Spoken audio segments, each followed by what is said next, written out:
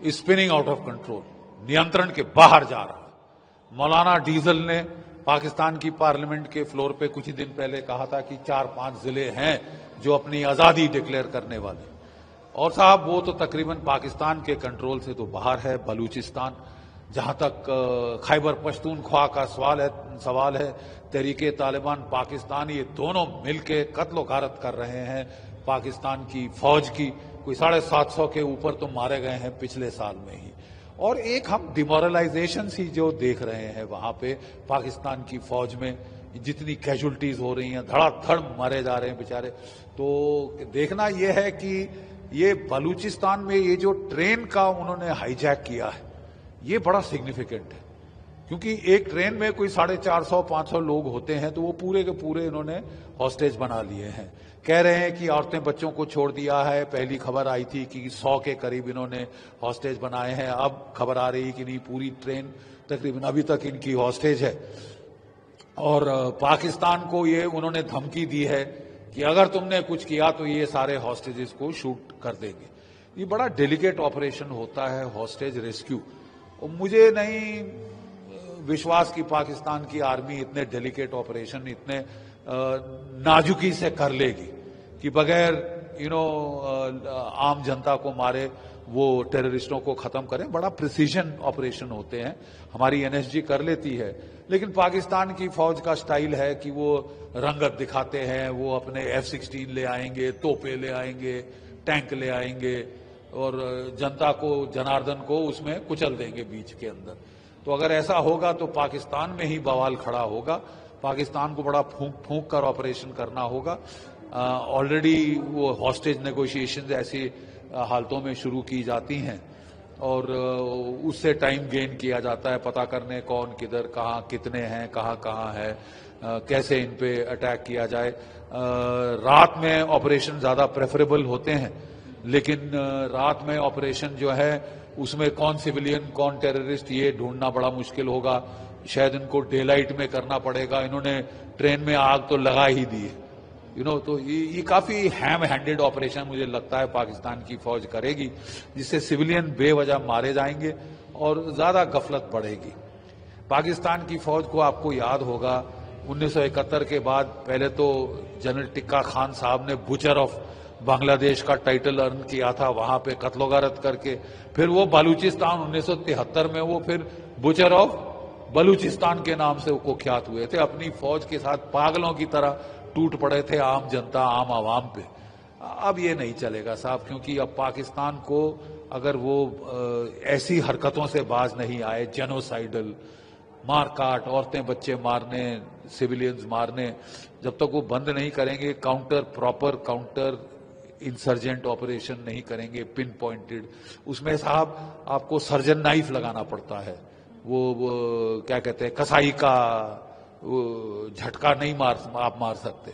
But Pakistan की फितरत रही है कि जब भी वो काउंटर इंसर्जेंट ऑपरेशंस करते हैं तो पहले तोपें चलाते हैं, F-16 चलाते हैं, सब कुछ चलाते हैं। भारत की फौज ही है जो केवल राइफलों से कंट्रोल करती है, उसमें बेवजह नुकसान नहीं होता। क्या पाकिस्तान की फौज ऐसा कर पाएगी? ये बड़े टेस्ट पे है। पूरी दुनिया की आंखें अब बलूचिस्तान की ओर है, और बलूचिस्तान मुझे तो लगता है अब समय की बात है। No army can withstand the strength of an idea whose time has come, ये विक्टर ह्यूगो ने कहा था, और 1971 के पहले ये बहुत लागू था। आज फिर हमें लग रहा है, हम जो लड़े हुए हैं 1971 का युद्ध, हमें फिर लग रहा है कि साहब the time for the birth of Balochistan has come.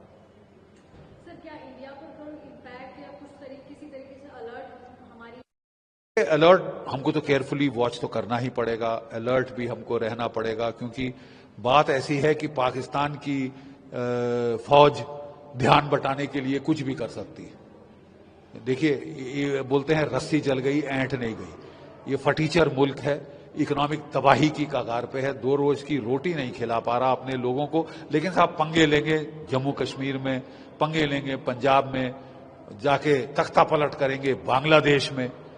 ठीक है, तो ये अगर अपने गरमान के अंदर झांकें, अपने घर में झांकें, तो ज्यादा इनके लिए बेहतर होगा। लेकिन इनकी आदत है धड़ल्लेबाजी करने की, नाटकीय तरीके करने की। तो हमको ये थोड़ा केयरफुल रहना पड़ेगा अपने बॉर्डर्स पे कि ये क्या ध्यान बटाने की कोशिश तो नहीं करते, लेकिन ये अब अपनी मौत मर रहे हैं। जब वो कहते हैं जब सियार की मौत आती है तो शहर की तरफ भागता है। तो दोनों जो है बलूच इनके पीछे पड़े हैं, सिंधी इनके पीछे पड़े हैं, खैबर पख्तूनख्वा के तहरीक तालिबान पाकिस्तान इनके पीछे पड़ी है, और अब तो जो तालिबान काबुल में है वो भी इनसे सख्त नाराज है, वो भी लड़ाई की धमकी दे रही है, क्योंकि इन्होंने अपने F-16 तैयारे भेजे और वहां पे बेवजह औरतें बच्चे मार के आए हैं, कोई 54 से ज्यादा। तो वो भी तिल मिलाए हुए हैं, वो भी बदला लेंगे। ये सोच रहे थे हमारी जूती की नोक बन के रहेगा अफगानिस्तान, वो तो होने से रहा। ISI के चीफ वहां की फोकट की विस्की पीने काबुल पहुंच गए थे जब तालिबान का राज आया था, और उन्होंने सोचा था कि हमको स्ट्रेटेजिक डेप्थ मिल गई। स्ट्रेटेजिक डेप्थ तो दरकनार साहब, अब आपकी तबाही का वक्त आ रहा है।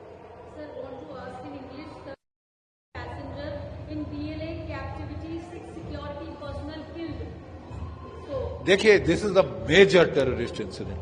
We have heard of aeroplane hijacks and all that, but उसके खिलाफ सारी security forces all over the world उन्होंने बड़े प्रोसीजर्स बना दिए हैं ताकि हो ना सके। बड़ी चेकिंग होती है एयरपोर्ट्स पे, बट ट्रेन हाईजैक ये तो एक नया है।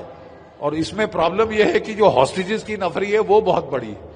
पहले तो कहा जा रहा था कि उन्होंने 450 जो ट्रेन में थे उनमें से वो लोग चुन के अलग किए हैं, औरतें बच्चे छोड़ दिए हैं, चुन के अलग किए हैं। वो लोग जो कि पाकिस्तान की फौज से ताल्लुकात है, ISI से ताल्लुकात है, पुलिस से ताल्लुकात है, उनको पकड़ा है।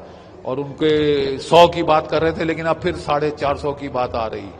तो पाकिस्तान के लिए ऑप्शंस चॉइस है। अगर वो ज्यादा फोर्स का इस्तेमाल करता है और सिविलियन मार डालता है, वो भी उसके बरखिलाफ जाएगा। कुछ नहीं करता, वो भी नहीं कर सकता।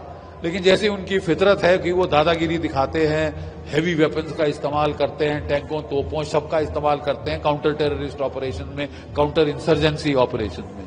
तो उन्होंने शुरू कर दिया है। सुना है कि ट्रेन में आग लग गई है, दैट मीन्स हेवी फायर हो रहा है वहां पे। और ये जिस तरीके से ऐसे नाजुकता से ऐसे ऑपरेशन करे जाने चाहिए, वो तो हमको होते दिख नहीं रहे, हमको नहीं होते दिख रहे। तो पाकिस्तान के लिए बड़ी प्रॉब्लम आ गई है। ऑप्शन चॉइस है, कैसे करे, क्या करे, कब करे, दिन में ऑपरेट करे, रात को ऑपरेट करे, क्या गैस लगाए ताकि सिविलियंस बेहोश हो जाए। उसमें हमने देखा था रूस में मारे भी गए थे। प्रॉब्लम है पाकिस्तान के लिए बड़ी। प्रॉब्लम सबसे बड़ी यह है कि उनके खिलाफ व्यापक विद्रोह, they have gone into total revolt. Entire land west of the Indus is spinning out of Pakistan's control.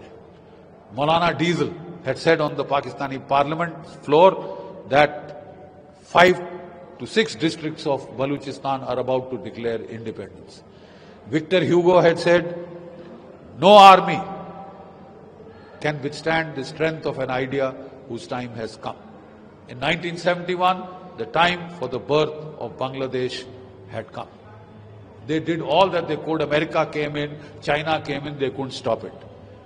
So, has the time for the birth of Baluchistan come in 2025? It looks like it has.